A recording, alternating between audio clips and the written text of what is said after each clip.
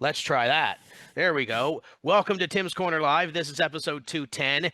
As long as we can get through all the internet and everything issues, Tim Terry, Dylan Langell, and Jesse Thompson has joined us on a Thursday night. Boys, Happy New Year. Happy New Year if we stay on the air for, enough time. Well, and we had some issues right off the hop when we first came in and started doing all of this.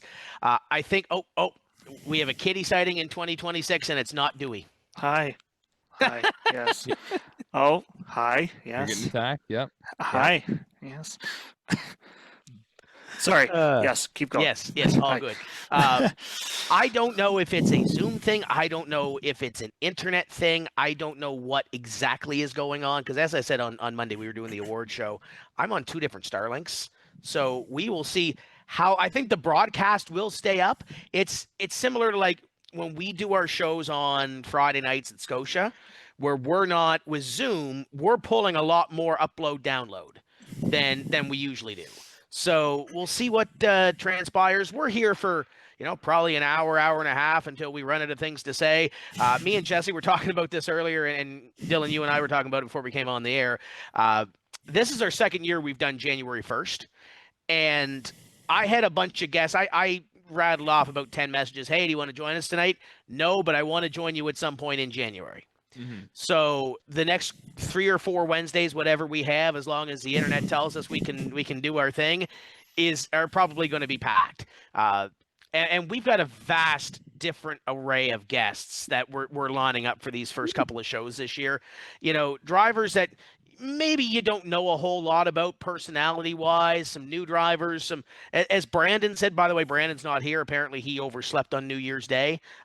Talking about those staff and the personalities behind the scenes you might not be used to seeing. Mm-hmm. So we're going to have some fun doing that and telling some stories. It makes sense why no one want to come on tonight. People are hungover and have to go to work tomorrow. Something like that. Yeah, something like that. It is a Friday. I guess we'll ask you. We were just kind of talking about it before we came on air. How was your New Year's? Pretty tame. One of my brothers is a New Year's Eve baby, so we typically get together for some food. Although him and his girlfriend were out to dinner, so me and the rest of the family are just kind of waiting around for him. But we watched hockey. We watched a little bit of wrestling too. One of my youngest brother's girlfriend doesn't fully know about wrestling, so we told her about the Royal Rumble, and we watched the 2001 Royal Rumble in between the U.S. and Canada game. There you go. And then it was midnight, and then there we go. That was New Year's. Yeah, Jesse, how was yours? I was asleep by about 9:20. That was it. Okay. Yeah. You guys are way older than I am, apparently. Yeah. I think I was to bed by 1:00. I don't know what I did to my back last night, but I think my tailbone is bruised or something because I can feel my back a little bit tender. But went out and hung out with Joey Livingston and Dan Cameron and all of those guys. Got to run into Sammy Luddington. Had some told some old war stories about Riverside and Jamie Crother, and got to see Art McNamara earlier in the night, and just a great get together and enjoying the last couple of minutes of 2025 and looking forward to 2026. So we're going to do that a little bit here tonight. This is technically, as I see the little bit of a glip over on the other side, the audio's still good. I think this is. That was also me. I got a new to me chair from my in-laws. Yep. Okay. And I just trying to figure out how do I lower this thing, and I found the switch, and that's why I went boom for a second. There you go. This is technically obviously day number 1 of 2026. This is day number 1 of our 15th anniversary season as well.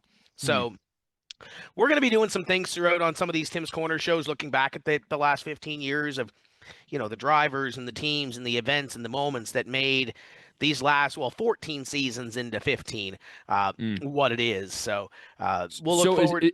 Is it 15 for you or Tim's Corner specifically? Tim's Corner Motorsports specifically.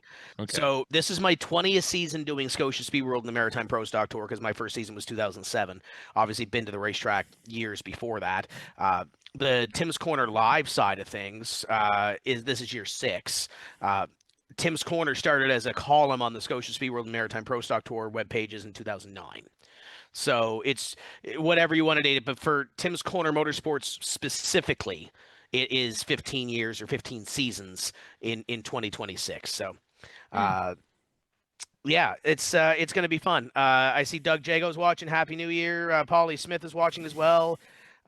Lynn Cashel, looking forward to seeing you guys at the 660 banquet whenever that may be. And I did see Adam White as well. Happy New Year to you guys as well. So it's funny. I'm looking at schedules and everything else for hockey, and I'm looking at weather. Weather looks decent the next couple of days. So I may make a run down to Yarmouth. Bearcats are playing tomorrow night in Yarmouth, so I may have to make a run down. It's a great excuse to get some rappy pie and some haddock and cream lobster, right? Some Oh rudders. yeah, absolutely. I just kind of referring going back. You're talking about the 15 years for TCM. I'm coming up on 10 years. Wow. This is my 10th season. I started announcing at Valley Raceway in 2016. So it's crazy, to look back at man, it's been 10 years since I got in this crazy industry. So a lot of great times. Looking forward to more of them. But yeah, 2016, it's nuts. It is. Jesse, you've been around about the same time I have. Yeah. Yeah, I was just sitting here thinking, I remember the first iteration of the Tim's Corner website, and I remember the blogs, and I remember the little audio program deal that you had that kind of had driver interviews at the track. Yeah, so we had that in 12 when we launched our website I think it lasted 60 episodes. It was like a year and change. Something like and, that, yeah. Yeah, and then things change and mold, and here we are. Yeah. It's kind of the same deals you've got now, just this is a little more expanded from what that used to be. Yeah. And I keep telling everybody, and you go back to 2020 when we started doing the live TV stuff and the tape delayed TV stuff.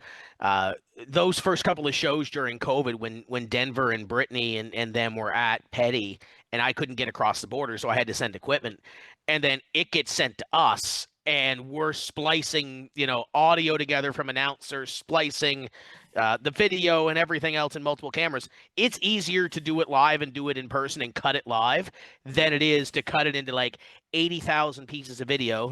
Maybe it's a little bit of an exaggeration. Put your audio here, sync your audio, and do whatever. So it's easier to kind of do that than it is to do it pre-recorded. And that's the same thing with the old style podcast where, and John Sumier does it with the Maritime Pro Stock Tour Hot Pass podcast, does a great job, by the way.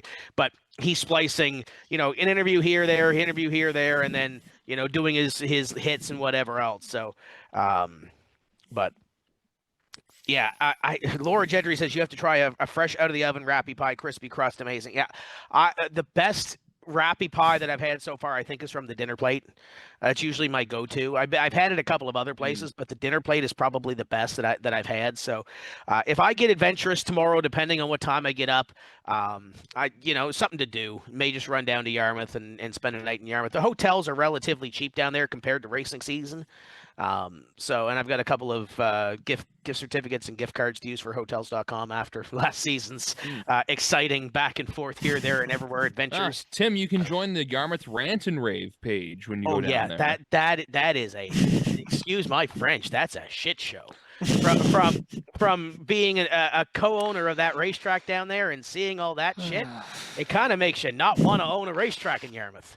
Facebook group? No. It's a page. It's not a group. But okay. Well, let's be honest. Those guys do not want to make an it's not appealing for an outsider to own a racetrack in Yarmouth. To tell you that much. But Matt Mars says, "Happy New Year's, guys! Looking forward to the season. Absolutely. We're gonna talk some schedules here in a moment too, because we have 4-ish schedules that are out so far, and I know there's a lot of irons in the fire because I've been talking to a couple of people the last couple of weeks.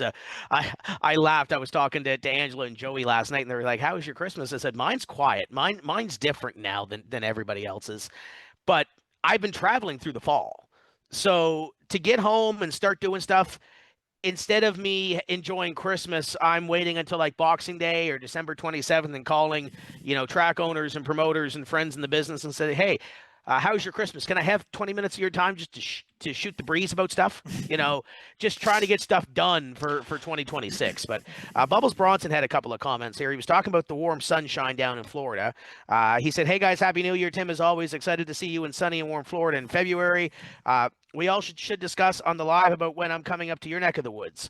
Again, we don't have schedules out. The Bandolero road trip schedule is close. Uh, we've got so here's the. I'll let you in on a couple of things here because we're sitting here among friends tonight, right? Uh, the Riverglade race is probably not happening for us. Talking to Gary McLean and talking about the barn and the hydro and everything else, I haven't heard anything else from Gary how that's progressing. And I know he's got some stakeholders and shareholders that he has to talk to as well. I see we're a little behind in the Zoom, but I think we're catching up. The So we've reached out to a couple of other racetracks, and we do have one racetrack we are adding to the road trip this year. We are waiting on one more because ideally, and Dylan, I think this is probably the easiest. We have 5 events. It's 10 races. It's doubles at each show. I like that number. I really liked the number when we had four weekends instead of 5. But I do like the idea of 5 races or 5 events, 10 races. And if we can, if it can be 5 racetracks, it's similar to what the hot rods are, where you go to one racetrack a year. Obviously, with a Bandolero, you're not going to Lake Dowsett. With a Bandolero, you're not going to a couple of these places that Riverside is trying their own thing. But again, you talk to 10 different people. It came up last night in the shop in New Glasgow. That racetrack is very, very fast for a Bandolero, and it might not be as the speed and everything else. You look at it on paper, it's the same, but those G-forces when you hit the wall are going to probably hurt more than any other racetrack in the Maritimes. But they're going to try their own thing. I know they're still R&Ding whatever else.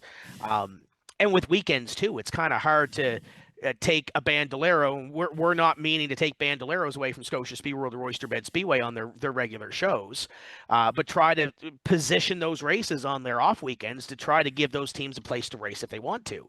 So we've got a couple of irons still in the fire. We've got 2 that have pretty much said, yeah, you're back.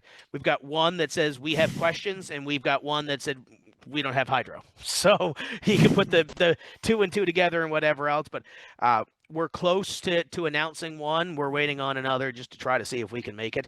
But again, that's racing. That's scheduling. That's trying to put everything together on the back end, right? So what you're saying is the other one is Loudon with the Cup Series. So we can announce that here. Yeah.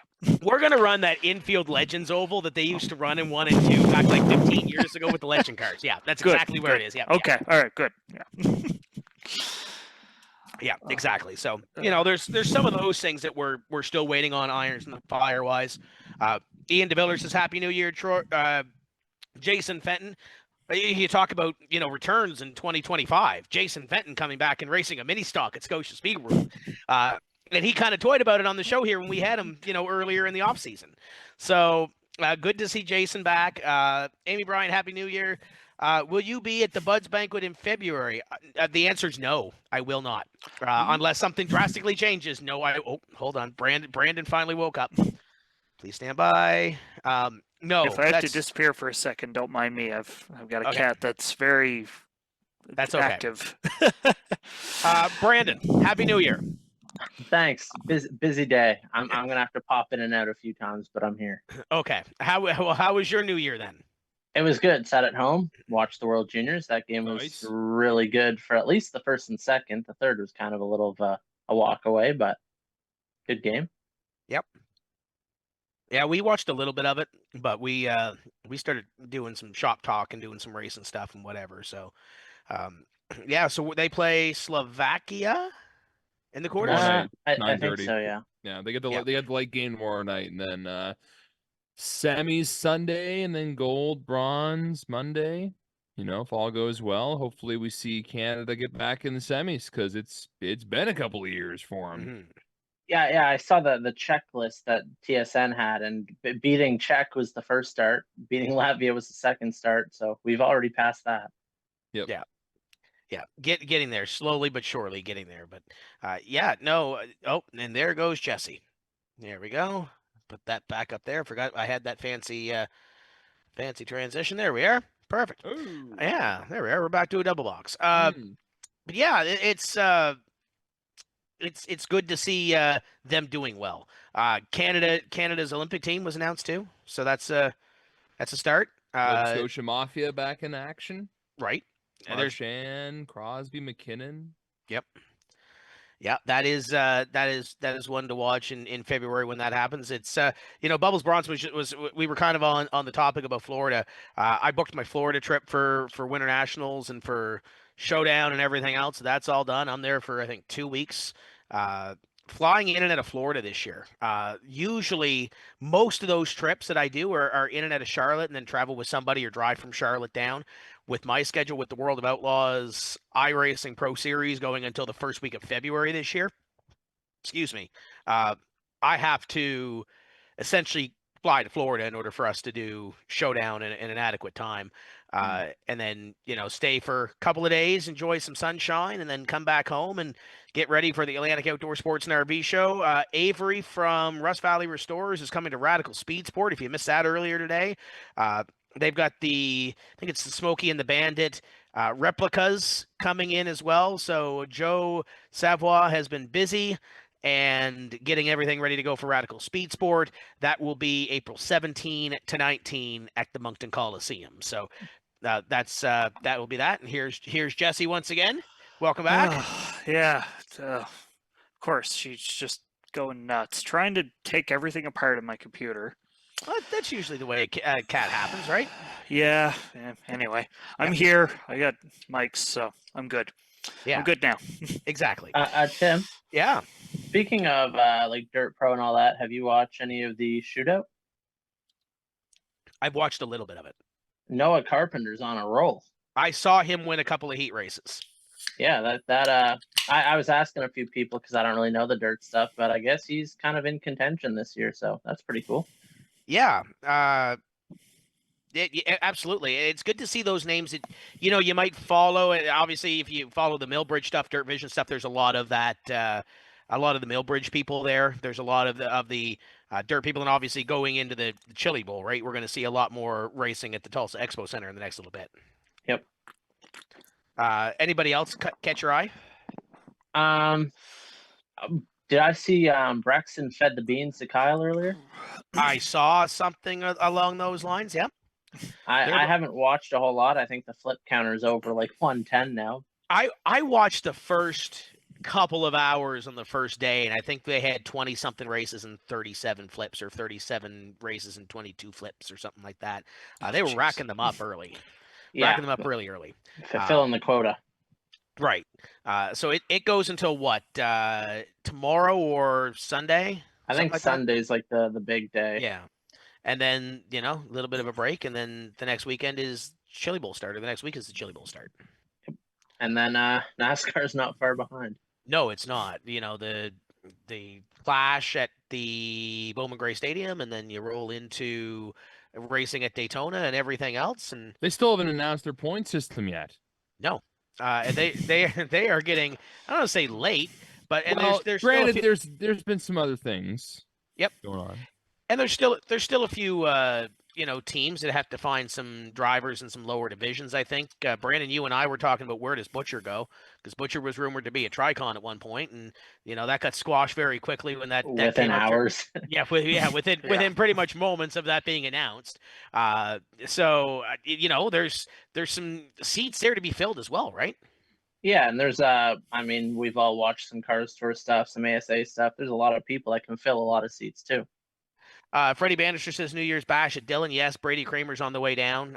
He's got a raffle or something for a bike to raise some money to go down and do that, and did fairly well for himself last year in a couple of the quote-unquote street stock races. Obviously, their street stocks different than our street stocks, but going down and seeing what he can do down there this year and see if he can put that thing towards the front. And that race, I think, Brandon, because I think you've watched it before too, has a little bit of a tendency of leaning towards a little bit of the rougher side. First race of the season, lots of cars, lots of different driving talents, and sometimes some tempers boil over too.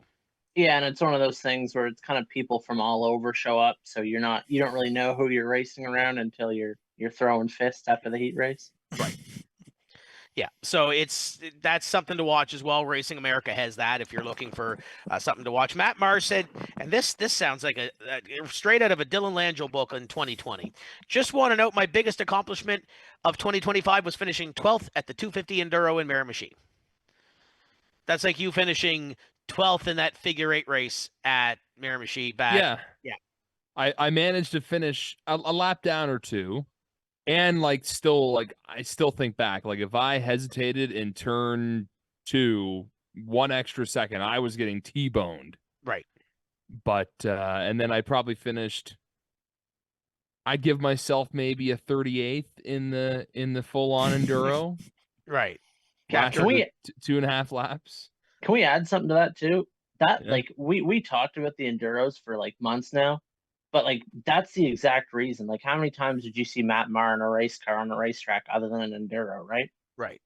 I will tell this story, and Sammy's probably going to kill me for telling it, but I'm going to tell him anyway. We were standing around last night at Jimmy Hapes and having a couple of cold chili pops, and I was talking to Sammy, and Sammy's like, you know what? I haven't been in a race car for a very long time, but I think I'm building an enduro to go run that enduro at Riverside, and depending on when the Scotia ones are, we'll have one kicking there, and if we want to go race the enduro, we can. And he looks at me and he says, why haven't you wanted to get into a race car? I said, I just haven't had the inkling. And he said, what about Dylan? Has Dylan ever been in a race car? And I said, yes, he has. But I mean, he's softened up in his older age, and he's a family man now. But Sammy said, if I build him one, do you think he'd get in one? And I said, he probably would if you twisted his arm hard enough. I wanted to do one of the Scotia enduros last year, so I hope we'll see. We'll see how things go. We'll see if the schedule works out. Should I try it or should I just stay out of it? You know what? You should have Brandon build one because he'll tell you that he is the best car builder for enduros ever. So when it runs 10, 12 feet and then the motor dies, that's a Brandon Campbell special, yeah. Just make sure you get Alexander Oblinus to run it in the powder puff first, right, Brandon? Is that how that goes? Brandon, hello? Oh, no. This is the part of the conversation when he's out. Oh, no. He said he would be in and out. This is the conversation part of the deal where he's out. Look, I'm the son of an enduro driver, so right. I could learn. Yeah, absolutely. 100%. Yeah. Let's while Brandon is gone, let's look at some schedules. We talked about doing some schedule conversation here. We'll start with the big boys, shall we? Pro stock schedules are on our screen for 2026, and not a ton of surprises here. We keep talking about there's that extra weekend in August. Joey Moser says, remind Dylan there was a minivan at Scotia. Yes, I did see the video. Yeah. I did see the evidence. Yeah, absolutely. Too bad on my little Honda, but Owen Mara has my Honda. So unless like he, gives it back to me or something. Maybe Owen can, maybe he's got enough Hondas out there. He's got to have one that's like not fit for the road anymore, right? Yeah, probably mine.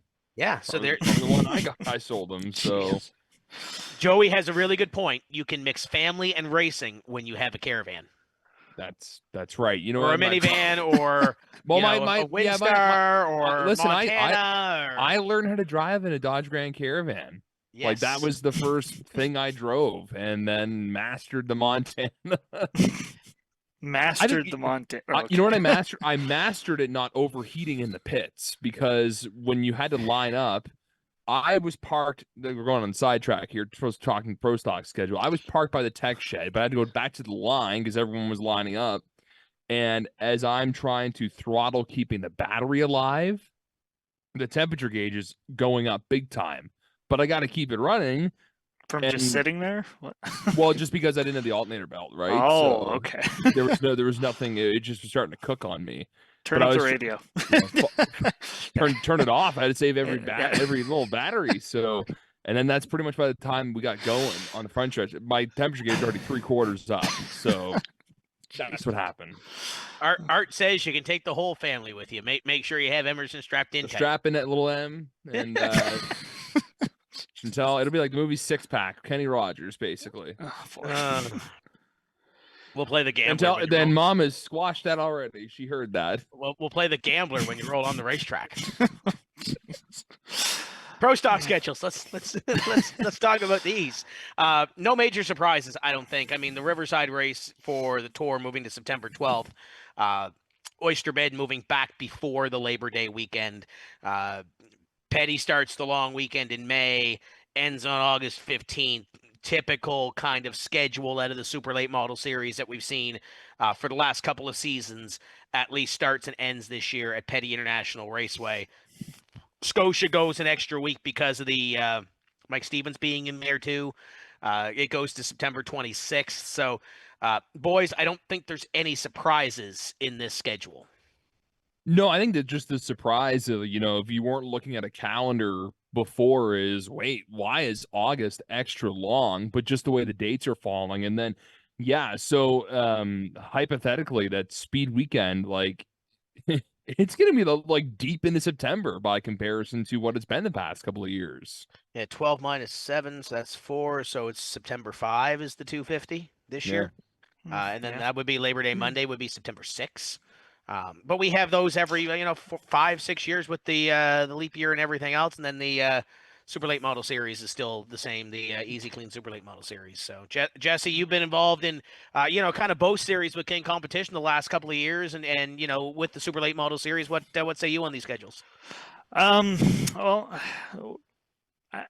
I mean, it's a typical maritime racing schedule. I just kind of had a hypothetical kind of pop into mind, though. Is there any of those races that are in their spot that they've been in for a long time, like the IWK, like the Summer Clash, like the 250 in Fredericton, that do you feel like maybe we could try it somewhere else? Like, could there be a 250, in the end of May? Could the Mike Stevens be in the beginning of the year and then the International at the end of the year or something like that, just to kind of get it all out of that August, September, October back end window?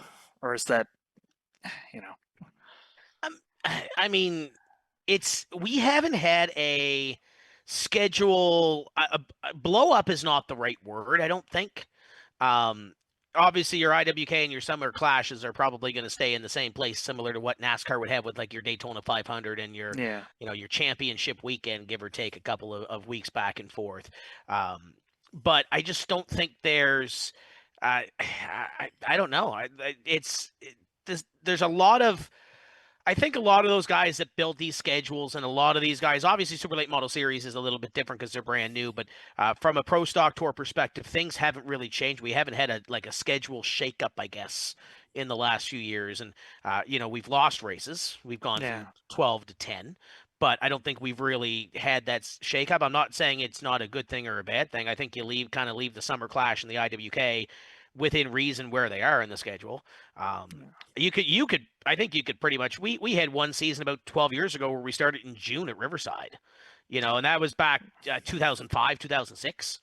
Like, it's been a while. It might have been closer to 2010. I know if Blake Collicutt's watching, Blake will tell me, because Greg Proud won that first race. I can't remember. I think it was just before I started, so I'm thinking it was like 07, somewhere in there. Might have been a little bit later, but yeah, Freddie Bannister says Oysterbed 250 in May. The problem with May is that I wouldn't put a big race in May in the Maritimes, because you look at the forecast, it rained, right? Yeah, and nobody's really ready yet. By the way, great family picture for Dylan. You have Dewey in behind. You have Emerson. Great family photo here. This is like really, like, who needs to hire a photographer when we can just do a screen cap of Zoom? Right. It's interesting though, with like the I'm gonna try keeping the business here until he starts crying. I'm gonna keep the business. It's interesting, like with NASCAR, like they've done the schedule shakeups the past couple of years, where for years you could lean on, the Bristol summer races, like that third weekend of August, and you can always lean on this. That's kind of the same with, I find, the Pro Stock Tour of like, that like third weekend July, that's IWK 250. That second weekend of August, that's Summer Clash 250. Traditionally, May long weekend for a long time was, that's the tour opener. Now it's the following weekend. But it would be, it just just depends what the drivers want, I think. I just think from last year, and I know social media guy, who cares, whatever. But I just think last year it was like, for us, it was like a 250 and then another 250 and then Oxford and then Fredericton and then the Mike Stevens and then the 200 in Halifax. And it just felt like it was all bang, bang, bang, bang, bang, all one after another. It's like, okay, can we take something and put it somewhere else? Can we do that? Yeah, I think when you look at it, so and you brought it up, and Joey brought it up too in the chat about the long weekend in May. I think I'm not in those pro stock tour schedule meetings and planning and whatever else, and No, I'm I'm not. sure there's good reason why it is the way it is. Yeah, I'm not on the back end at all. I show up on a Saturday, I talk, pretend I know what I'm saying, and go home. Yeah. And do some social media throughout the week. That's essentially my deal, and I've been slacking on that side because it's the time where we take some rest in the winter. But anyways, Yeah. I think the main thing that was brought up to me when I asked the question, why aren't we running it, is that unpredictability of weather, and B, Yeah. traditionally in Halifax, the last 2 or 3 years we ran on that weekend, and whether it's because of the weather, whether it's because of the cold, the last time we tried to run it, we had phenomenal weather and it got canceled. And the only reason why I remember that is because Ashton Smythe was up here with us, and it was a Yeah. beautiful sunny day, and it was calling for rain, and they canceled it. Yeah. But It was a 30% chance, but that's a rant for another time. yes, it was. And Oh my! you know I what? was We're never been so mad in my life. We're almost 3 years by that. We can talk about that now. But it's one of those, and the I think the biggest thing was the crowd wasn't great the Yeah. last couple of years, but when they did that, and I'm talking because obviously it didn't happen last year, so that was 25. It got canceled in 24. So the last time we would have had a Victoria Day opener at Scotia was 23.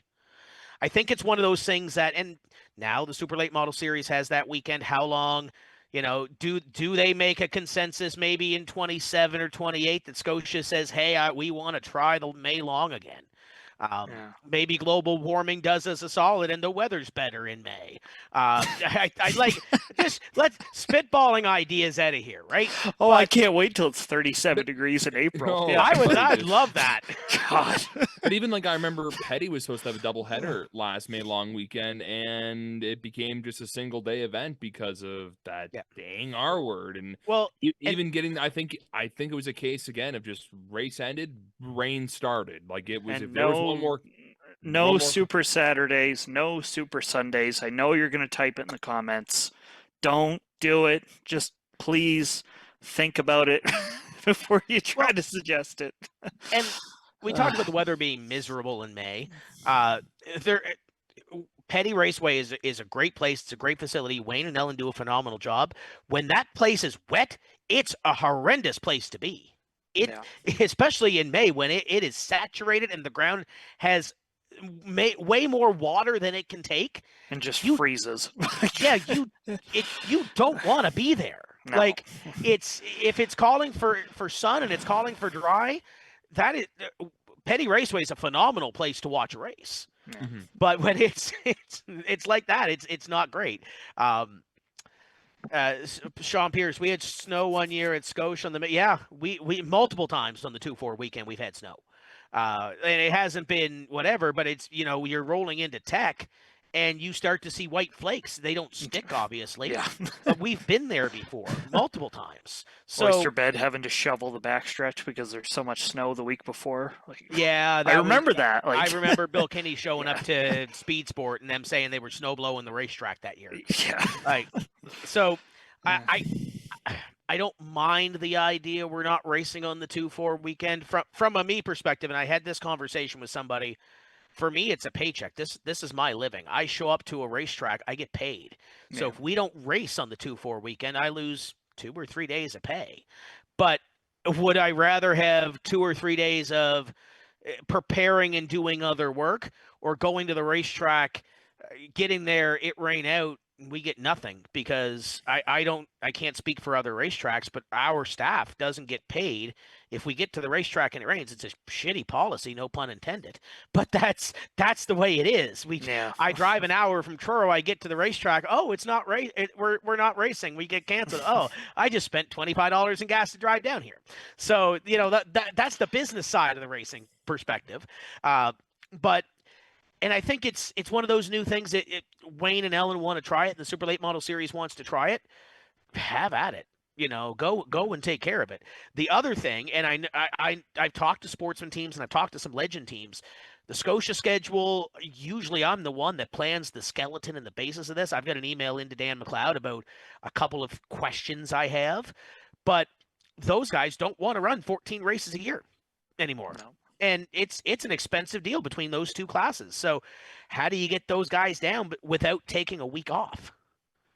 It's that fine balance too. So we can all sit here and say we have the right answers, and none of us have the right answers because we're all going to agree to disagree on one thing or another. But and even like you talk about like the May long weekend. I know different crowds, but just looking here, that second tour date for Scotia, it conflicts with Sail GP in Halifax. Well, and that weekend is Father's Day too now. Yeah. Because that's a big deal for that. Like for them to come to Halifax, that's a big deal. Yeah. It sounds like there's another major racing event going on that weekend too. It's the weekend before Riverside NASCAR. It's the weekend before the Ricky Bobby 150. I've said for years, we'll throw the schedule back up here just to know what we're talking about. We're talking about the June 20th date. We're talking about the third race of the season. There was some talk back when we went to 10 about going to 9. And I had mentioned to Dan, I said, obviously we're at Scotia. It's Cecil's Playground. We're going to be there. It's the home track for the tour. But if we cut one, that's got to be the one, because I think everybody can agree that's the week date of the 10 that are there, right? Would it help to have 9 weekends and then make one of the 150s like a twin 75 and have 2 points races? You get your 10 point shows, but you're not out 10 weekends, I think, and I was a fan of the double that we had back in 21 with COVID, I think it was. I was not. That was a long day. Long days. Yeah.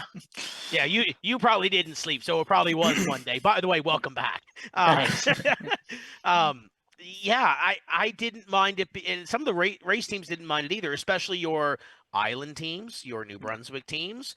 The guys that are hauling down with a camper, it is what it is, but you're going to spend Saturday night. You're going to go home Sunday. Yeah. So if you do your Sunday show at 2 o'clock, you do your Saturday show at 4, you do your Sunday show at 2. Yeah, if you wreck a car, it sucks. You're working overnight to try to get the car back together. Yeah. But you're there for 2 races. You get 2 races for 1 haul. The business side of things, they are paying you twice. And do the fans show up for 2 days? Yeah. So there is it's a catch-22. There's a lot of pros and a lot of cons to it. From a race fan perspective, I love it because I get to see 2 races for 1 haul. But some of those fair weather fans are going to show up for one or the other, and then it comes down to, well, what's on the support class card?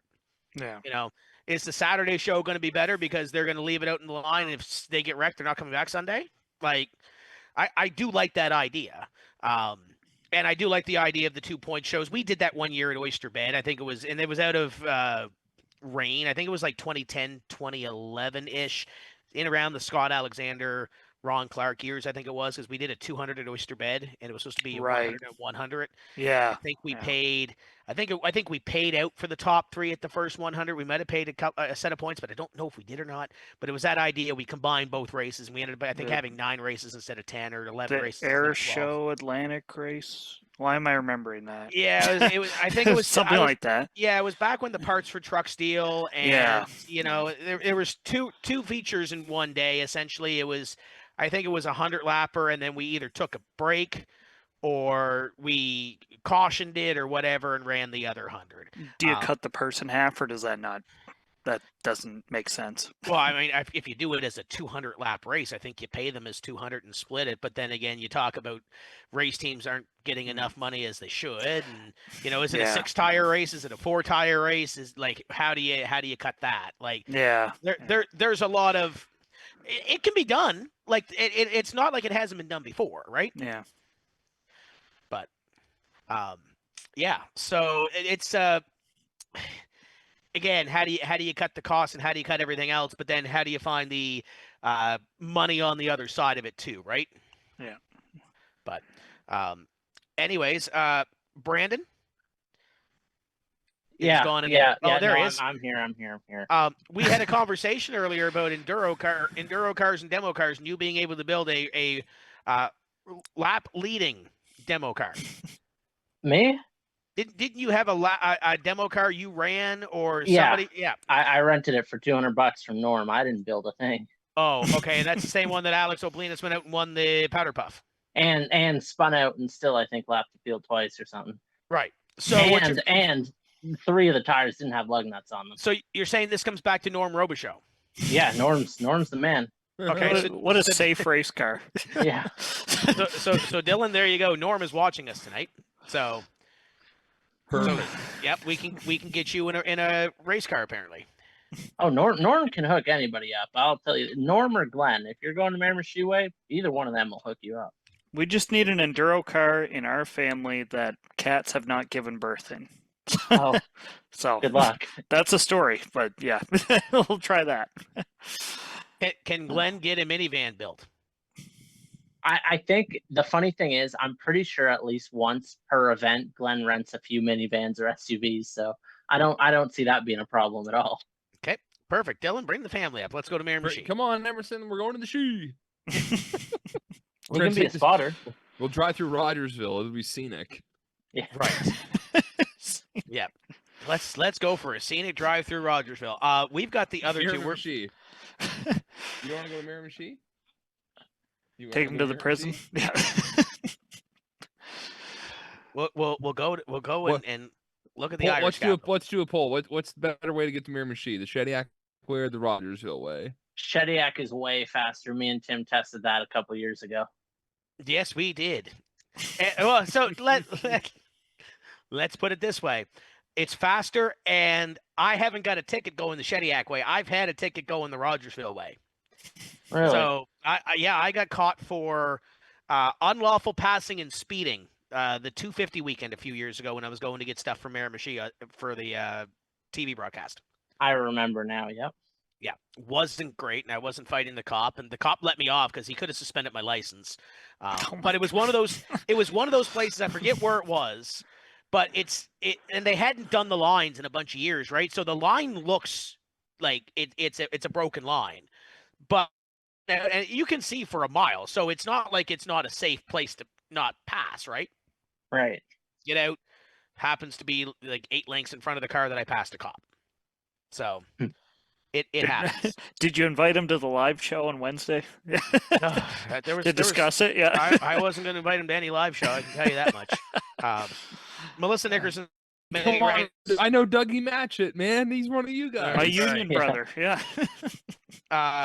Melissa says we've had many rainouts to be made up in doubleheaders back in the late 80s and early 90s in the NASCAR days. So obviously it has been done before. Neil Muse says take the train to Rogersville. There's a train? Yeah, there is a train. They don't even have internet. How do they have a train? The Via Rail train. Oh, you're right. It goes right beside the Shell and the Tim Hortons. Yeah, I took that to Miramichi back when I was like 10, because I used to have family in Miramichi.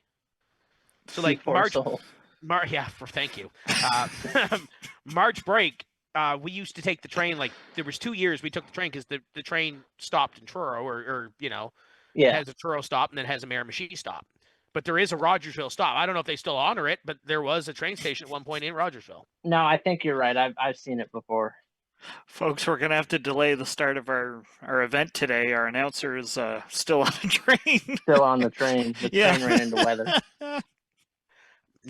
Neil Muse, I got a high-speed chase on my radio racing in Miramichi F-150 on the 26th. I've had it was 1 year, and I remember I was getting pissed off because I thought somebody was talking on it, but apparently the drag strip chose to use the same frequency that day too. So like a lot of things are for some reason all on the same frequency. Right. Yeah, absolutely. Brianna Weagle says Brandon's only slightly stunned. Well, that's better than what she usually says, so thank you. Happy New Year. She's probably playing Hogwarts or Disney or something. It's Disney. I saw it on her Discord thing earlier. Oh, okay. She was upset that Disney was not working a couple of days ago. By the way, speaking of, Jim Hallahan 333 coming up on Sunday. 6th annual. It's hard to believe it's been that long since we've lost Jim Hallahan. Tyler is excited because it is his one day a year. He gets to race for 2 hours and eat snacks. So Jim Hallahan 333. It's a 1 p.m. Atlantic start for qualifying, and then we roll into the race and what have you. 2 races left. I guess we can announce it now. Our showcase race, our season finale, is going to be at Hickory with the super late models. That'll be a week from Tuesday. We're going to have our qualifiers probably Sunday or Saturday or sometime later in the week. But that will be our season finale for the iRacing stuff. It's probably going to be a 250 or a 300 at Hickory. It doesn't take long to run a bunch of laps there in a super. And that'll be Tuesday, January 13th, I believe it is. So if you're an iRacer, mark your calendar for that. Yeah, Tyler's watching the broadcast. Of course he is tonight. He said, "Race and eat." I wonder what he's got planned for January 4th. That's not a long day, not a long way away. So I'm sure he's got everything planned. Maybe some ice cream. Maybe Grug can get him some ice cream at some point. I don't know if he still races at Grug's or not, but I'm sure we'll find out. We have 2 more schedules that have come out.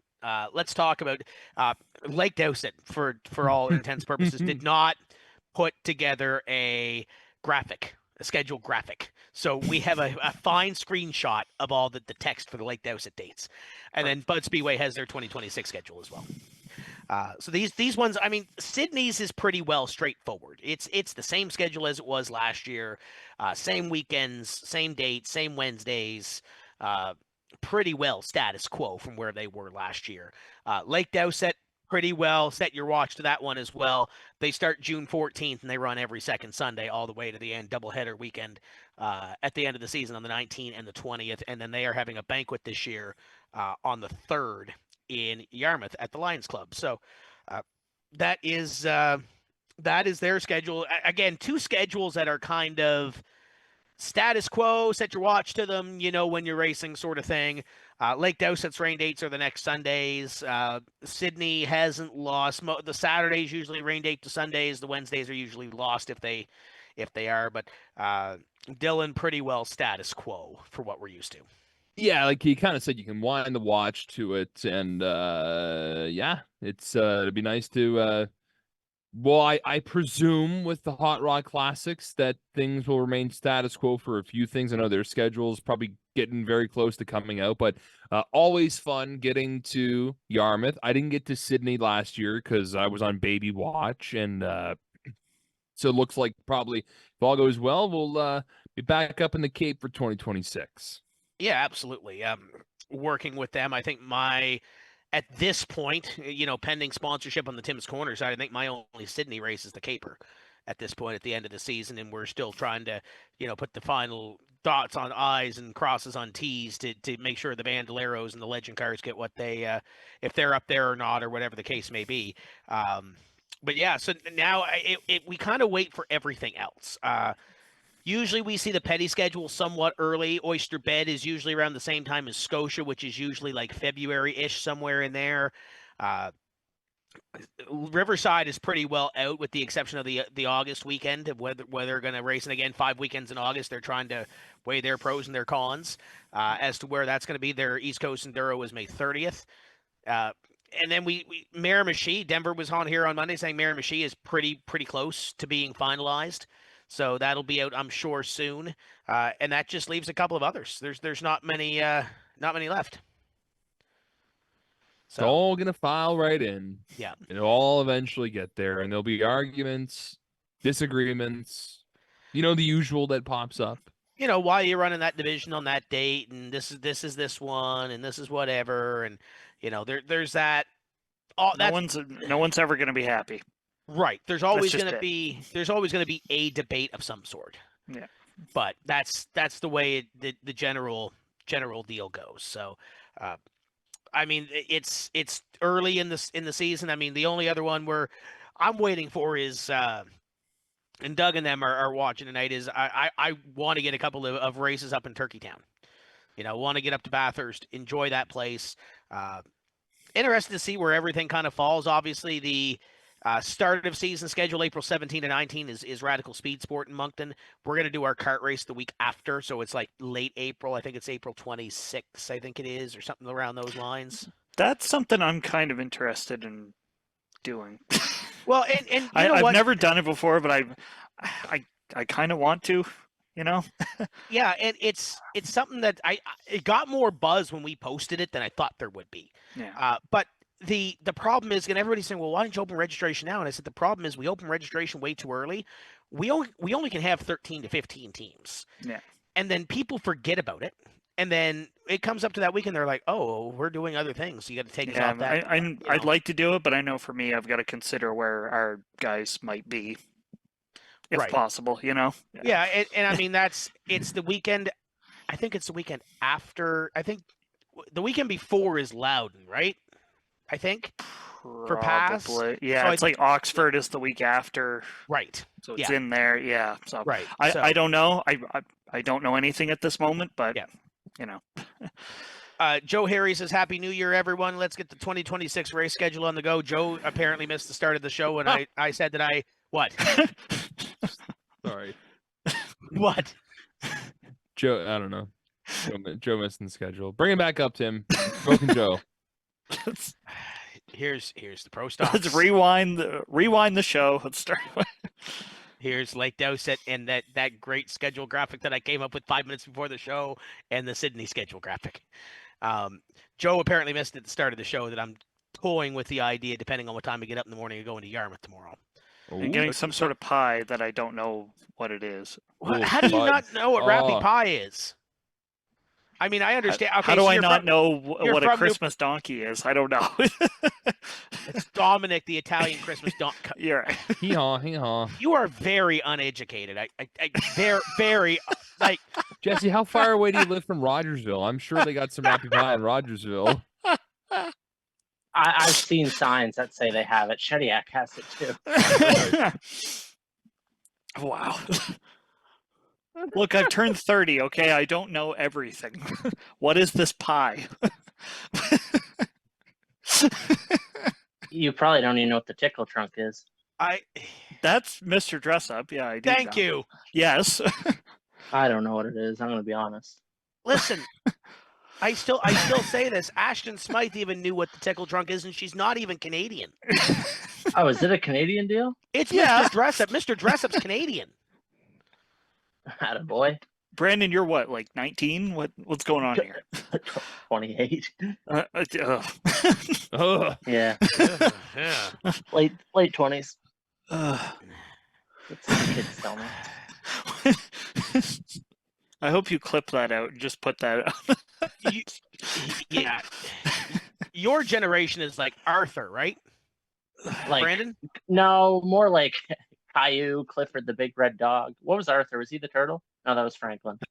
What was our... Never mind. Which one was Arthur? No, you know Aardvark. what? No, Aardvark. you know. We had the big comfy couch, Roly Poly Oly, SpongeBob. I can keep going. Sweet Life of Zach and Cody. Bear in the Big Blue House, Blues Clues. Does it Yeah, I not was never ever, a big does Blues anyone Clues remember guy. NASCAR racers, man? Yes. Yeah. No. Oh man, NASCAR racers was great. Yeah, they the were in the show? future. Well, see, they had Speed Racer, and then I think they brought it back either on reruns or did a remake of it. So, Brianna Wiggle, there's no way he doesn't know Arthur. I think so. Back, I don't know if you remember last year, I posted a picture of Care Bears, and I Caleb Urquhart had no idea what a Care Bear was. I knew what they were. Everybody. That's not right. So I think there was something else, and I think it was Caleb thought Arthur was an anteater.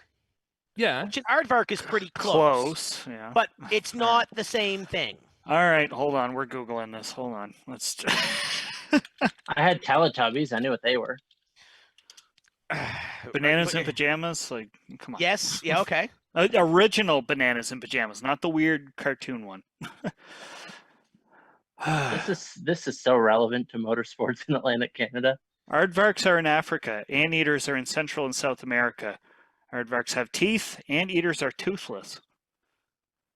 But the anteater name is also commonly applied to aardvarks and other things too. What does that What? even mean? Yeah, I'm sure the people that want to talk about, schedules and like tires and Look, Dylan, Big stuff. M needs to learn all of this, okay? does. He needs to know the difference. So, yeah. He needs to know different. Joey Moser wants to know, where's the love for the backyardigans? The backyardigans were elite. Okay. Isn't Joey like 55? Like, what is? Wow. Yeah, but Jose needs his time to go to nap, and You are not getting a doctor shot the next time you're at Scotia, sir. Actually, no, you're getting a double because apparently you are sick. Yeah, apparently. Look Wow. up Claire Bears on YouTube. You will die. I don't even know if I want to do that. Who I don't said to think do that's that? legal. That's Joe Harry. That sounds like something JPR Snow and all that. Blair Bears. Claire Bears. That will never be on my computer. I don't even know what it is. No. I think a fire would start if you Yeah. tried to do that. Alex Johnson says Happy New Year. Valerie McNulty wants to know more about the pie, and Joe answered it. It's like potatoes and chicken, and you get some bacon on top. Oh boy, like it is phenomenal. See, this Christmas I had a lot of French food. My Yep. wife's family's French. We had like tourtière and Yep. meat pies and sugar pies. Like I just honestly just missing rappy pie. Like I seriously. can't believe I'm Wikipediaing rapid pie. What? It's so I've had, and this is gonna sound bad. It's a different take in different places. Like I've been to places where I've had really really good rappy pie dinner plate. I've had places where I've had like I'd rather have seafood. And I mean that's the great thing about being on that Acadian shore in the South Shore. Either have rappy pie, you can have, lobster haddock, the baked haddock. Scallops. Yeah, baked haddock with cream lobster is great. We were down there last year, Dylan. We had bacon wrapped scallops, I think it was at Rudders. Yeah, amazing. What's the difference? What's that poutine râpé or whatever they call it? Isn't it like lobster poutine? Is that what you're talking about?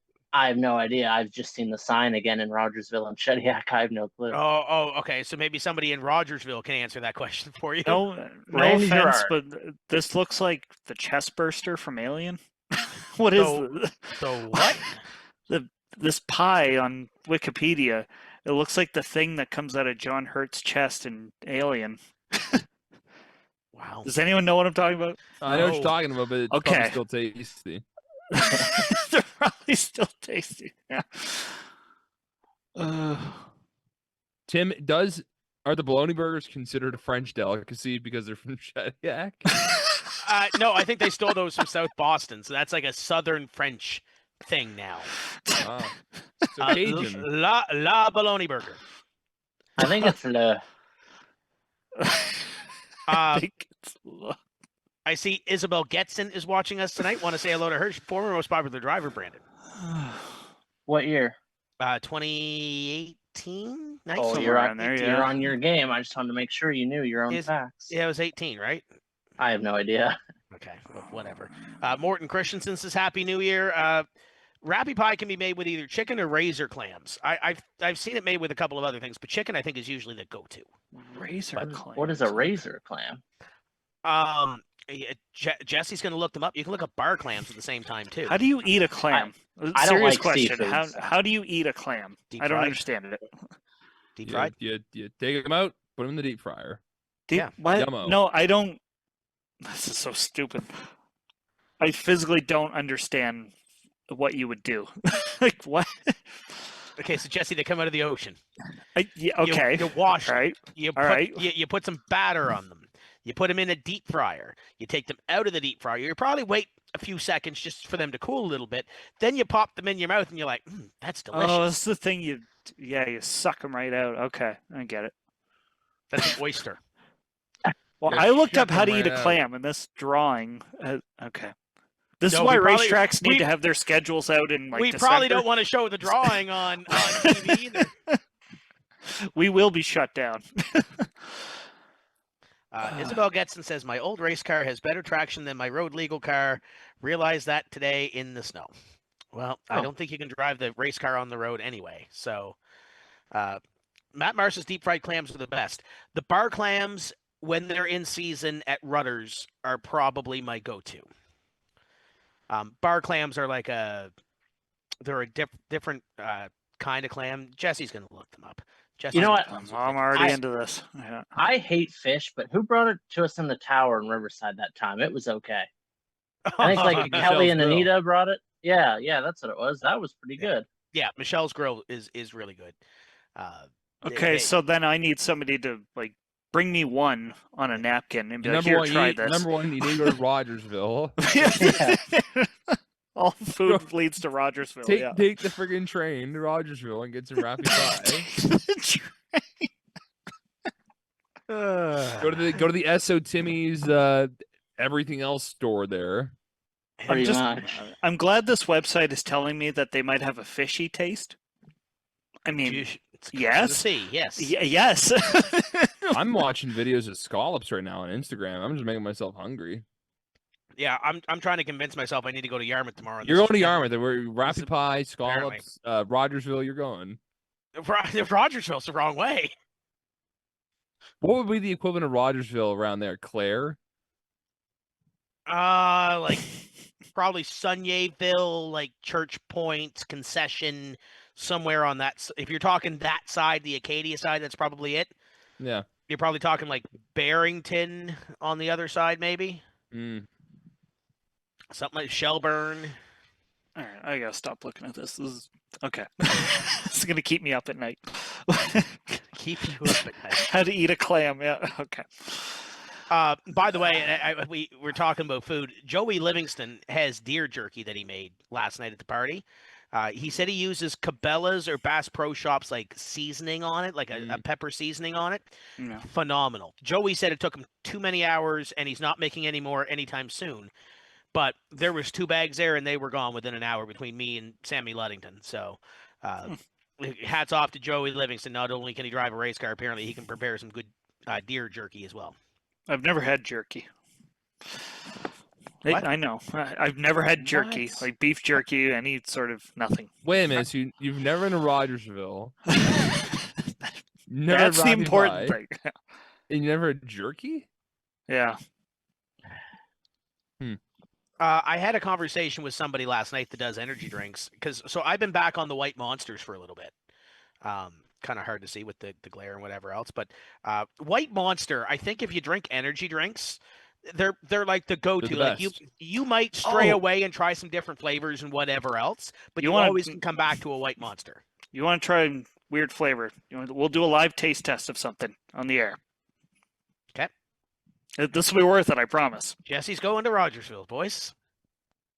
Haley Deegan loves White Monster. Yeah, yeah. Where is he going? He actually is going to Rogersville. I'm probably closer to Rogersville. What's Haley than he Deegan is. doing in 2026?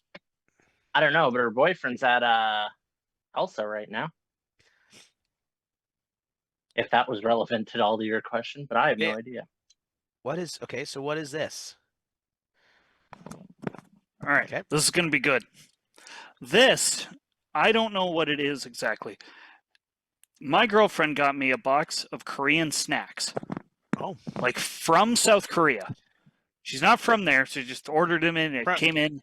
It's great. South Korea only or South English, yes. The only English on this can says Pine Bud Drink. Okay. I don't know what this is. I can't read any alcohol? of the. I don't know. Okay. There is. It's all in Korean. Everything on it. So, why not give you some entertainment? We're going to try this live on the air. Okay. So if Jesse falls down dead, we are not liable for this. Pine Bud Drink from South Korea. I suspect this will taste like Buckley's. Probably tastes like a little tree. We're gonna probably tastes like the gin sodas that they have from Coldstream. I'm not saying they're bad. They are good. They're 0 sugar, but I don't know. It's got 75K calories. I don't know what that means. It just means 75 calories. You're right. 75,000 calories? Probably, yeah. Yeah, great. All right, we're going to try this. 3, 2, 1. Please barf.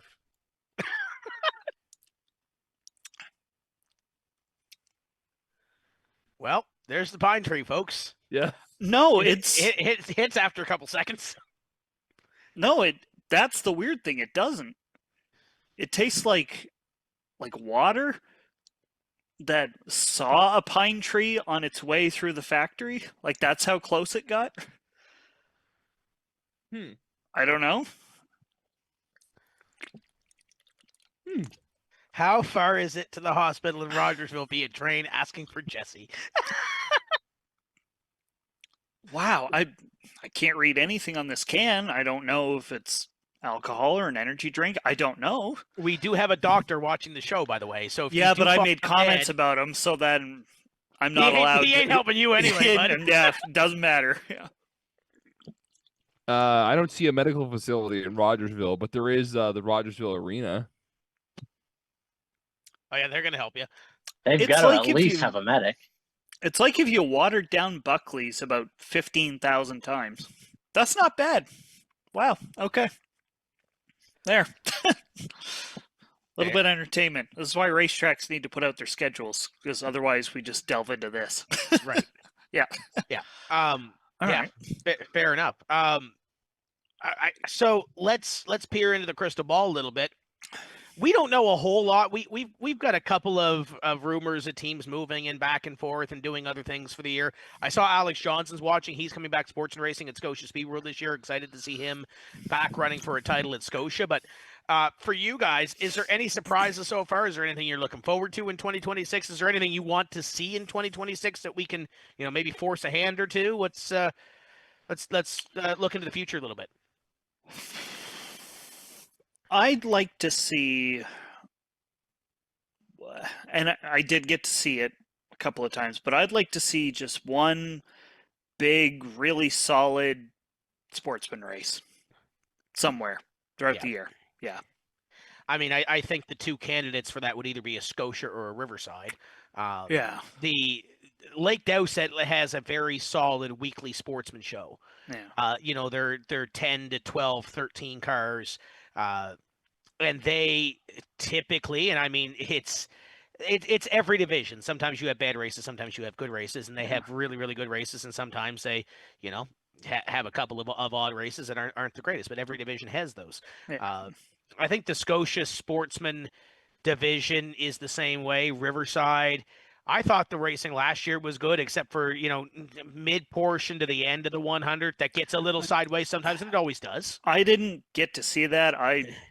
It was a busy weekend for us, and I just went back and kind of slept. But I think this year, if I go, obviously I will go. I'm probably gonna stick around and watch that race because I missed a great ending to it, and something I should have stuck around and saw. But that's kind of the one thing I'd like to see is just like you go, you see a big sportsman race on a Saturday or a Sunday afternoon, you go home and like, wow, that was the race of the year. I feel like it's been a little bit since I've seen that. Yeah, you definitely missed out the Friday night. Yeah. But to Tim's point, it can get messy and get messy fast, and we pretty much hit that during the race. There was a point where we just couldn't get over a hump of like, okay, boys and girls, let's get some laps in here. Yeah. I think the Sportsman 100 at Scotia was like that too. From like, if I remember correctly, I forget it was this year or last year. It was like lap 30 to lap 68, 70-ish, somewhere in there, where we had a couple of restart wrecks. We had a couple of guys that just couldn't get out of their own way. We had just guys making mistakes and losing their rhythm, and that happens. Especially in a big show like that. Big crowd on a Friday night before a 250. It happens. It can happen in any division, right? I have an interesting thought, and there's no way you can fully correlate it, but I guess you go to the attention span. Right. And looking at baseball, the World Series, they now have the pitch clock, which speeds the games up big time. I think the thing that turns a lot of people off from watching racing is just the people like the wrecks, but it's when the little spins and it takes 10 minutes to get the field reorganized and you're at the track for an extra 2 hours. Right. Like there's no way there can be a clock of some sort, but I can handle the reordering under caution. Sometimes, scoring systems are screwy and you got to deal with it. It's when there's two cars together and it just seems like nothing is happening. Yeah.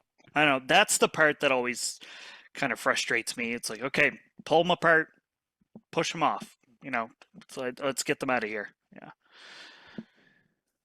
I'll add to that. My Okay. biggest pet peeve, and like it might be a Miramachi exclusive thing, But if you know your car's about to blow up, don't drive 3 more laps in the middle of the frickin' racing lane.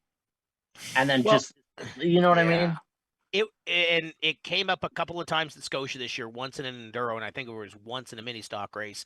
And John O'Shea will agree to this because he is pro. Don't tear up the racetrack. If you Yeah. get a flat tire and you know you have a flat tire, get it to the infield or get it to the pits. One or Yeah, like two. there's no need to keep It's not doing your day. laps. Yeah. Right. And you're going to be slow on the front straight or slow on the back straight because you only have 3 tires that are physically have rubber patches on the racetrack. And if somebody, is driving around the outside of somebody and doesn't see you and just completely, rear ends you. Uh, it's the things like that. And plus, it's the fact of you're tearing a groove into the racetrack and get off it so we can, continue racing. But Yeah. and from a race car perspective or a driver perspective and even a fan perspective, stop on the racetrack, bring a caution flag out. What are you doing? Yeah. Like, I know we have it's comparing apples to like grapefruits, but we have the same deal in iRacing where when we do our races, if there's a single car spin and you're out of the way, get it off the racetrack so we don't have to pull the caution flag out and Yeah. get you guys for 3 laps running around and potentially taking away in iRacing because we count the caution laps, the opportunity for a driver to make a move and waste the time. But it's yeah, and then it prevents for us in the real world. It's a caution. It's realigning the field. It's, in Scotia we do have the time limits, but those time limits do not factor in the what's out of the driver's hands. Yeah. The bringing the tow truck out, flat decking a car, that sort of thing. Rear end locks up and it won't move. Like Something like stuff like that. Yeah, Yeah. you can't control, but yeah. I see Kyle Hines is watching. By the way, the highlight of my iRacing foray in the winter is I got to practice with Kyle Hines. I may have roughed Kyle Hines up a little bit, which nobody usually gets to do on the real racetrack because he's so damn fast. So that's a highlight for me. Brooke Johnson is watching, saying Happy New Year. Michael Cormier, you can run at least 60 laps with a flat tire at Scotia. His tire was, I will say his tire was very, very soft. I won't say it was flat, but it was very, very soft. Flat and off the rim are two different things.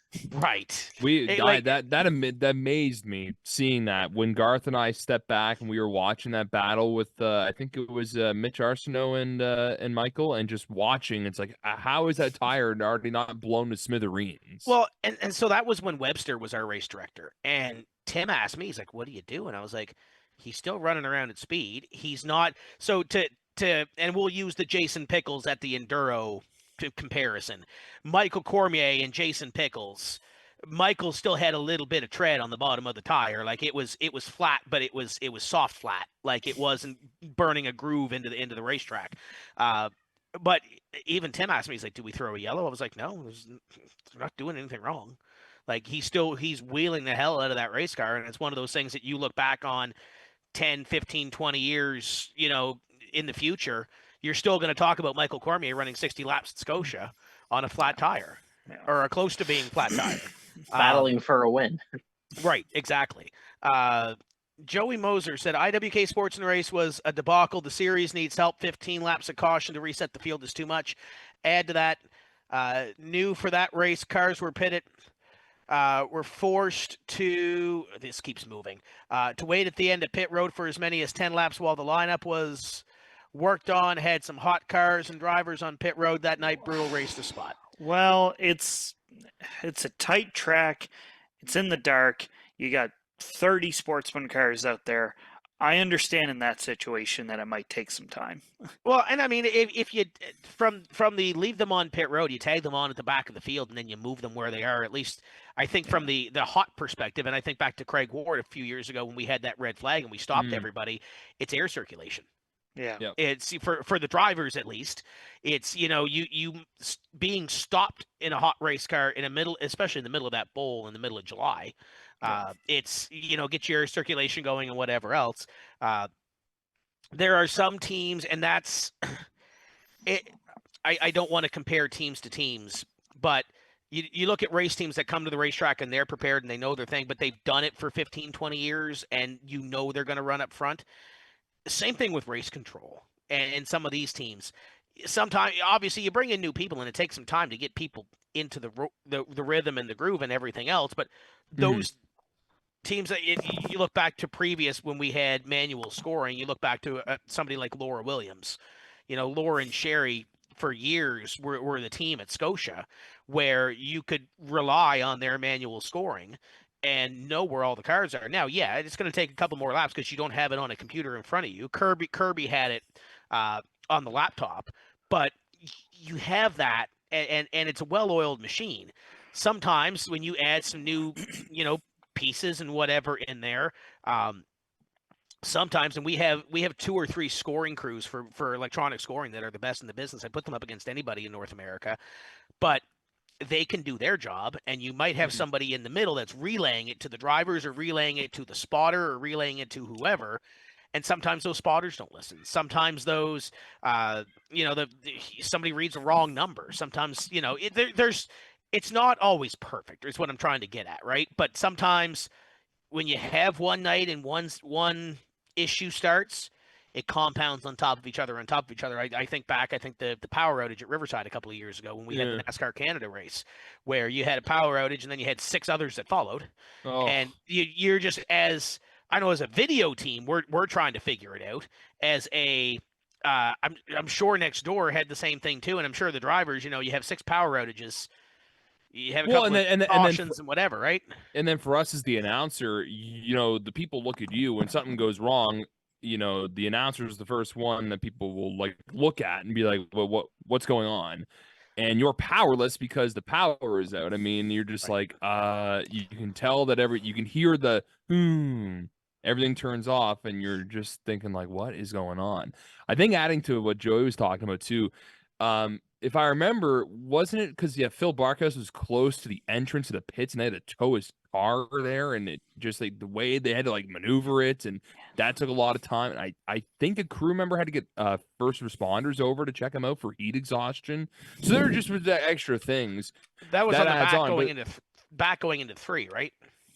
No, there was someone in the middle. It was someone right in the middle of the pits. Oh, right, front okay. stretch. Yeah, okay. But then it ties into the Craig Ward thing. That's when Blankborn, when Paul fell off the trailer, was the red flag. And then we're all wondering what's going on here. And then just you see Craig hop out, tarps off, going to chill up in the beer garden. But I mean, it's hot in those race cars, especially in that time. Yeah. So you have to kind of be cognizant of that too, I guess, at the end of the day. Yeah. But no, this was something new. They did every yellow that race. So obviously something new that did not work. Yeah. There's some things that you try, and there's some things that you see at other racetracks or you see it whatever and say, hey, this is going to work here, and then you're like, no, it's not. And sometimes it does and sometimes it doesn't. So I said we're in that time frame of we still have a few people watching us, so we can still go on for a little while. I mentioned off the top of the show that we have a bunch of guests that I talked to this weekend that said, I want to come on the show, just not tonight. Some Wednesday in January. Who do we have this debate now and again? And Brandon, are you alive? Oh, he's dead. He's still dead. No, I muted instead of unmuting. But okay. yeah, what were you saying? We'll start with you. Who do we need to get on the show in the new year? The list is so long, and I mean, I know we've scratched quite a few of them off in the last couple of years, but a lot of guys from Shediac I'd like to see, like Remy and Claude Gadet. Yep. Yeah, that would be Gary, good. Yeah. Gary Hicks. I was at the Mackenzie's house one day, and I saw Ian Mullins there, and he's not fit for this, he says, but he's another guy who's got so many, like him and Cy used to go to war at Riverglade back in the day. Yep. He had his birthday yesterday, by the way. Happy birthday to Cy. He's 76 now. For the second time? 76. Yeah, second time. He's got to be 130 by now. Jeez. No, but again, Cy's one of those guys. He's been around forever. He's done it all too. Yeah. I did talk to Jason Roberts yesterday. Jason watches all of our shows. He's probably watching tonight. There's a guy that I would love to have on this show, and he said he would come on probably in like March, April, closer to racing season, because he's got some stuff planned with they've got the legend car, and they've been tinkering around with the street stock as well. So there's a guy from the old Riverside days that could tell a story or two. I think I might have told this, Brandon, before you came on air. I talked to Scott Williams yesterday a little bit too, Mr. Honda. Anybody that's raced mini stock in the last probably 30 years in Nova Scotia, New Brunswick, knows who Scott Williams is.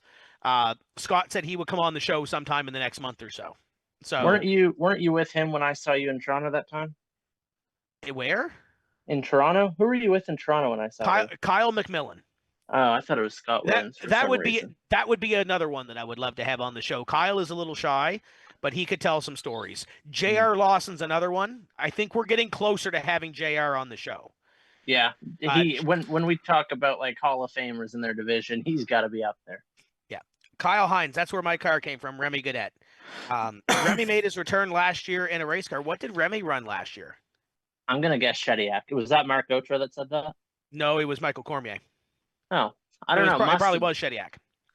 Maybe a sport. Was it one of Michael's cars? Was it a street stock? It could have been. That would have been cool to see. He was top dog for a while too. Yeah. Tim, the ultimate person, Mike McKenzie. Yeah. Like, yeah. Well, so he is one of those guys that I keep asking him, and he keeps putting it off. He says, I'll come on next week, and it's one of those things. I'll do it tomorrow, and tomorrow never comes. Mike and John Fleming. Fleming. I know you said who is the person that's got to be on with John? You were saying that that would work that way. Pat Ryder. Yeah. Yeah, Pat Ryder. Pat and John. I should probably reach out to them. I got a text message today saying Happy New Year from Marty Prevost. There's another one that should have been on the show. Marty Mega. Yeah. We had Marty lined up for a show, and then he had, I think, the pipes burst or something in his shop, or something blew up that he had to tend to. It was Christian LeBlanc's 23 car. He finished 4th. Oh, okay. That doesn't surprise me. Him finishing top 5. Right. I wouldn't mind having Remy. I might have to reach out to Remy because I think Remy would probably say yes. Yeah. Or at least trying to. Lori Hutt says Patty Lawrence has to come on. We've been trying to get Patty and Greg on the show for I don't know how many years, but they've either been tied up on Wednesdays or busy with because they both have a lot going on. Yeah. So, maybe that's something we reach out to them. I don't know what their banquet's coming up, so maybe we reach out to them prior to their banquet. Yeah. Yeah. So maybe we do that. I know I want to get Darren Palin on the show, and I mentioned this before. Announcer with Monster Trucks and has gone all around the world doing monster truck stuff from Winnipeg. So I want to get him on. We've got a list. It's the 15th anniversary season of Tim's Corner. So we want to do this big as long as the internet's only blipped, I think, once or twice. We've had a little bit of a slideshow, but the audio's been fine for the most part, I think. So minus one little blip here, a couple moments. I've got a couple of answers, I guess. One, or a couple of curveballs and one not so much curveball. Yep. I think Laurie Cormier would tell a good story. We haven't had Laurie on the show. We had Laurie on the show the first year, I think. Yeah. And that was when I had a TV monitor back in my place in Halifax, and it died at the end of the show. So that was where everything was located broadcast-wise. Yeah. So I had no idea if we were still on the air. I could hear the monitor. I could hear, but I couldn't see. Yeah. So that was a very weird ending of the show, trying to end a show where I couldn't see anything. Yeah. But yes, absolutely, Laurie Cormier would be one. Laurie would be good. I want to know what's going on with Laurie's Pro Stock, if that's still a thing. If that would be my first question. Curveball answer, I guess, and I doubt they would do it now, but Steve Burns and Chris Johnson. That would just to talk about old 660 days, right? Like either one of them, I think would be good. I don't know. 100%. Even to get half an hour from either of them, I think would be great because they've got piles and piles of stories. Absolutely, I'm sure. Yeah, I think that would be great. The one person And we're among friends here, so maybe somebody can convince them. The one person, there's a couple of people that have told us straight up no. I mean, J.R. Lawson was one of them, and I think J.R. is softening up a little bit. He said he would come on show 281, and we might be canceled by the time we get there. Jeez. But the one person that's told me no that I would love to have on this show is Sean Tucker. Okay. Yeah. Because I think Sean would be able to tell us some stories too.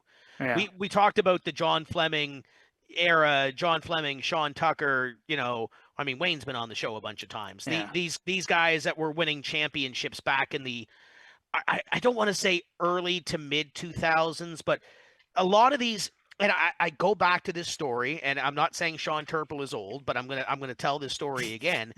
I was having a conversation with some of the Bandolero kids a couple of years ago, and we were talking about pro stock guys. And, this day and age, you talk about the Ashton Tuckers, the Corey Halls, the Cole Butchers, the Dylan Blankhorns, the Brad Eddies, those young up and coming stars. We don't have many of the older guys still around. Not saying Chris Hughes is old, but the guys like Chris Hughes and Donald Chisholm and these guys that have been around. Ken Vincent. These guys that have been around the block a couple of times that were, when I was sitting in the grandstands as a kid watching these guys. And I had mentioned to one of the kids about Sean Turple. And they looked at me like I had 10 heads and said, "Who's that?" And Sean just retired in 2019? Something like that. I would love to have him one day. So we had Sean on the show before. the very, very early days of the show. We're talking like episode 10, 12. Yeah. So it's been a while since we had him, but he was just recently. It was during 2021 when we started this show. So he was just recently retired. His retirement was interesting too because it was like, I guess in his case for stepping away fully, you couldn't have had happened at a better time because COVID happened immediately after and put a lot of uncertainty. And I've thought about him before of like, would we see him back or now since that he's coming up on 6 years? I had kind of assumed is it too far away now? I had kind of assumed that his son was getting into it a little bit, but I don't think that's happening. You would think it would probably have happened by now if it was. Yeah. I don't. He said too during our show because we had the conversation about because the last time he ran a Sportsman was Terry Roma's Sportsman car when Terry was sick, and we're talking like 2010, 2011. Well, he ran one of McFetrich's cars at Petty, a race that I announced. I remember that. Yeah. But he had said too, he's like, I don't want to step into a Sportsman car again. It would have to be a one-off situation. And I think the pro stock deal is he would have to be in a car that has a capability of winning. So and things have changed a little bit just in a couple of years. That sometimes that's all it takes, His retirement was kind of it's not we'll use the John Cena retirement tour. Like there wasn't I'm done at the end of the year. It was like at the start of the year saying that this is my last year. It was a Carl Edwards thing where it was just like, okay, I'm out. You kind of heard it in Halifax at the end of the season. you kind of heard it like after the we ran Riverside in September that year, and he was still at the top of his game. He retired where he was the guy. But Mark Atrosis, Steve Ross. That would be a good conversation. Chucky Campbell says, "Happy New Year. Hoping you have a great night. Time to get ready for 2026." Chucky Campbell was getting ready for 2026 the day after the caper. So like his 2026 calendar has been he's been in 2026 for 3 months now. We haven't even known it yet. Darren Wallage, Colby Smith, and Fred Broussard. There's some names. I probably got I've got connection to Larry Gulliver, and he probably wouldn't do it, but there would be a pile of stories there. I think Darren Wallage, we'd probably need a bleep button, but it would be one hell of a show. You'd have to start it at like 10 o'clock, like TV. Like we could say whatever we want. It's past prime time.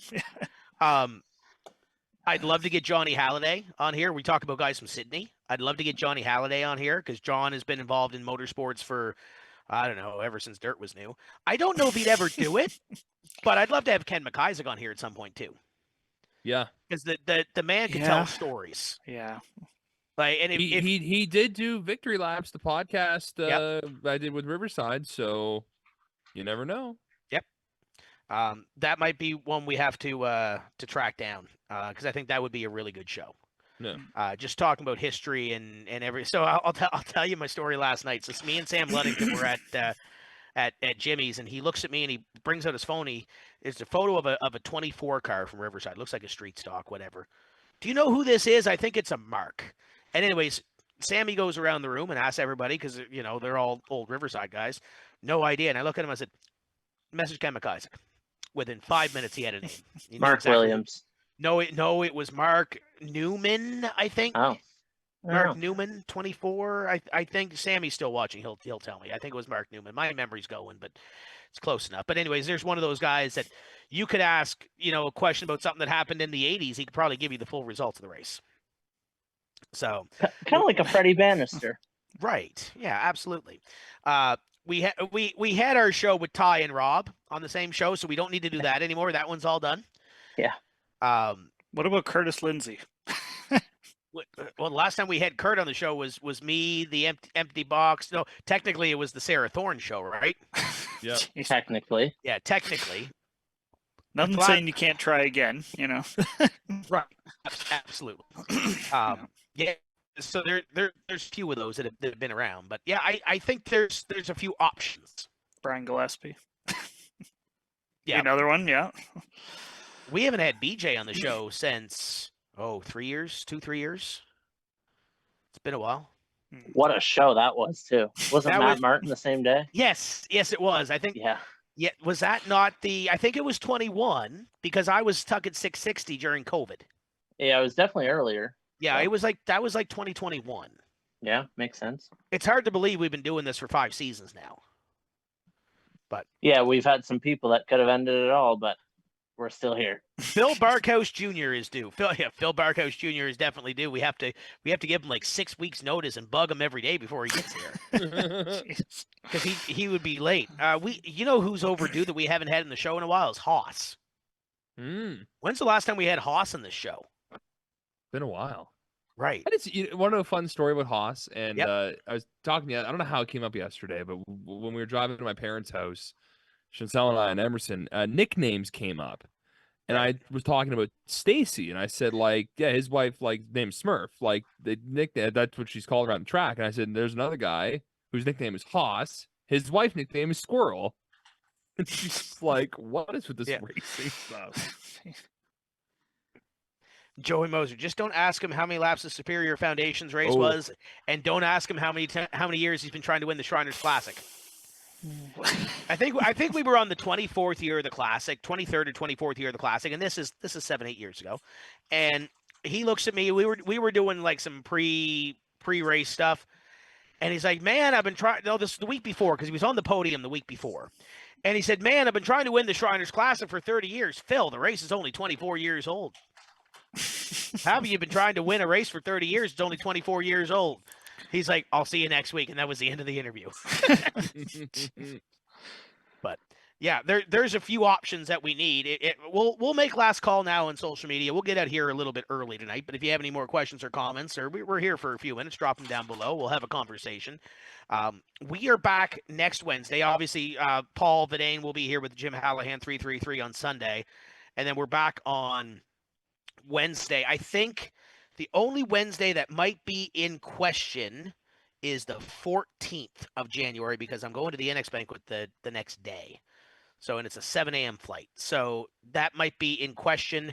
I would tell you we may move it to the Tuesday, but that is the TCM iRacing finale, so that's probably not going to happen. Well, Tim, all we're doing is talking about Roppy Pie. I think we can take an extra week off. Right. Let things build up. Yeah.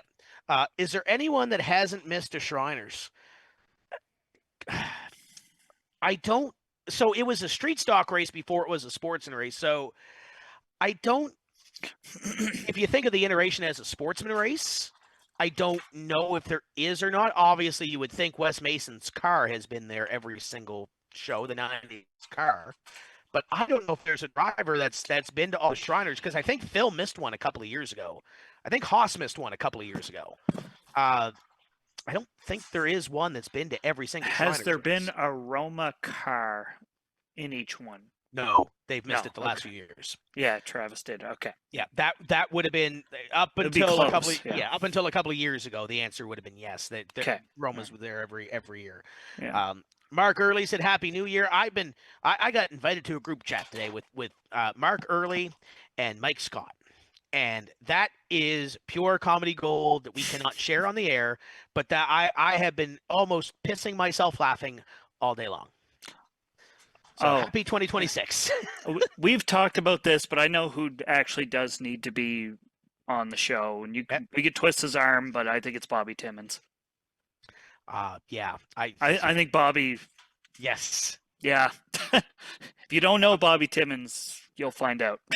By the way, I see Dennis Nickerson is watching. We missed the comment earlier. He said Scotia Street Stock Race. My initial plan would be to say, yes, let's move it back to September. But it got bumped into September last year because Shediac decided they were just going to put a date on top of our race. So at this point, I think it's status quo where it's probably the week before the Ricky Bobby in June. But I'll be also completely honest that we haven't had that conversation with Scotia about what the support classes are for the tour. So my assumption would be the Bandoleros are in September and the street stocks are back in June as it was last year, but who knows? It can change like the wind, but that's the plan for now. But to answer the question, yes, they haven't told us it's not happening, so it will be happening at some point throughout the season. But yeah, no, I think there's a few that we can bring on that at least in January, February. Well, maybe not necessarily February because we take a couple of weeks break in February, but early in the season. And Brandon, you brought it up, I think, on our award show where even the staff conversations and some of these conversations with some of these guys that we don't necessarily get to talk to a whole lot.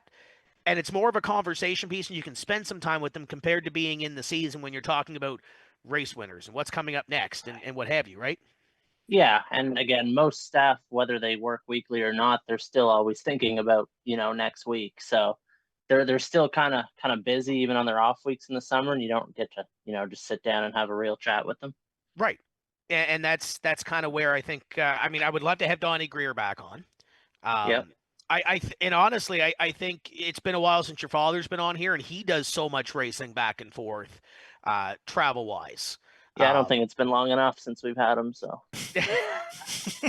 but and you know what? Some of those people that within our industry that we can pull connections from. I'd love to have a guy like Lenny Baticki on here at some point to talk about race cars. Ashton Smythe hasn't been on here in a year, but she's had a hell of a year last year doing the World of Outlaws deal and loves Canada. I'd love just to have a segment with her just to kind of see where she's been going and see what she's been doing. So, because Brandon, you saw her the last time she was up here. Yeah. But I mean, Dylan didn't. And I don't think Jesse's ever been on a show with her. So maybe. Well, you were going to bring her to 660 that time, and you guys. End up coming. Yeah, because it was nice and sunny at Scotia, and we rained out. Yeah, I remember that. Yeah, Jeez. that was gonna happen because you texted me and you're like, "We're coming up. What do we do?" Well, and then we looked at it and it's like, okay, we race the next day anyway because it's a Scotia opener and we don't know if it's going to happen or whatever. So it is what it is. Oh. But I think Dylan, would you like another cat?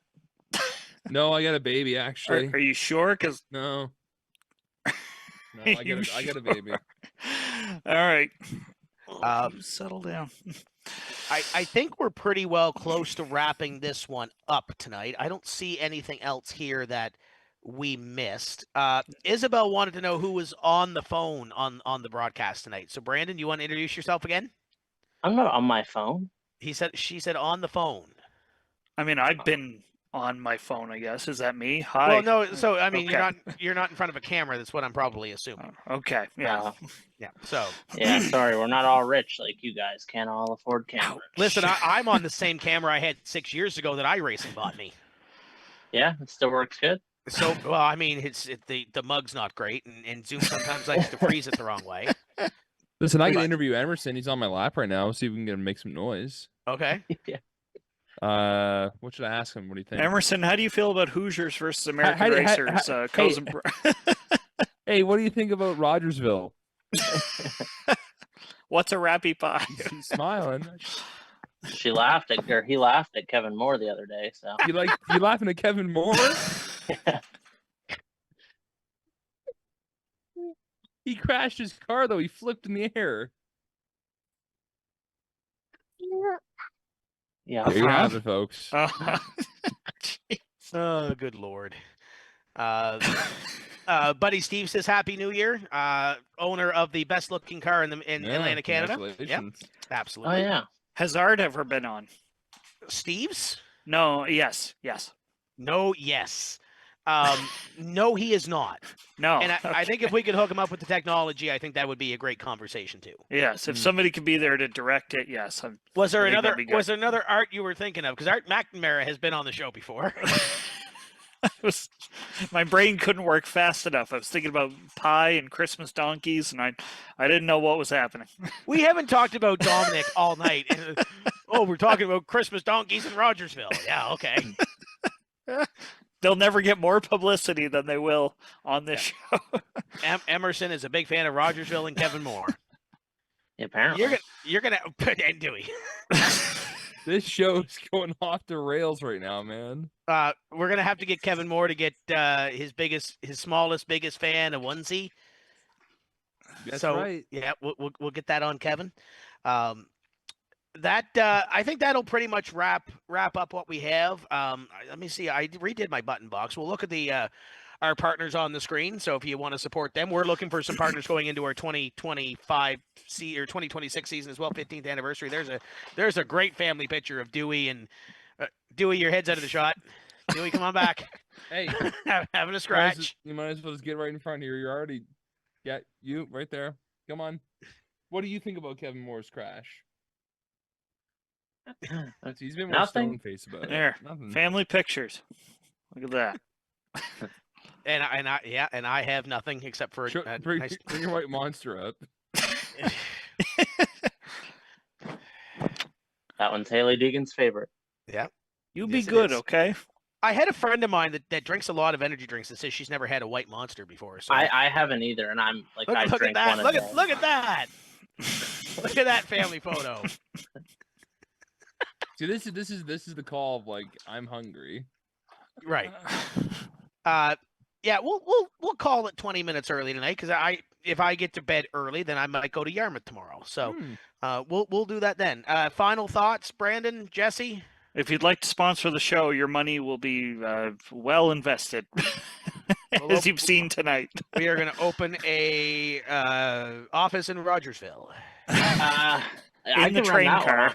Yeah, I'm not far from Rogersville. Dad drove through there earlier. Oh, there you go. What was he doing in Rogersville? He was going to the cottage in Blackville. Oh, okay. A lot of vills in that area. So no one stays in Rogersville. They always just pass through. Randy Gerard stays in Rogersville. Oh, there you go. It's like a flyover state, only it's flyover Rogersville. Yeah, exactly. Right. Flyover state. Yeah. Great Jason Aldean song. Jim Hallahan, 3:33 on Sunday. If you're an iRacer, join us. Practice probably open at 12, racing at 1. Then we'll roll in. That's on Vidane TV, so you'll be able to see the links and everything else on our Facebook page. Maybe Troy Burke will show up again. I will tell this story before I go off the air. Brandon, I think you missed this on. I heard.